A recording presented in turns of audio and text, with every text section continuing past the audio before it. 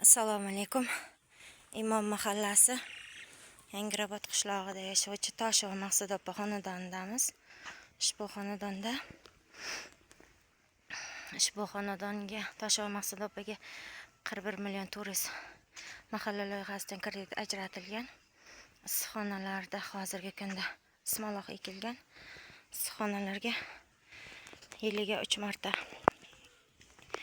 ekin ekib hosil olinadi. Xonadonda chorvachilik yo'nalishi bilan ham shug'ullanadi. Chorva mollari. Xonadonning yillik daromadi o'rtacha 50-60 million tashkil etadi. Bundan tashqari xonadonda parrandachilik bilan ham shug'ullanadi.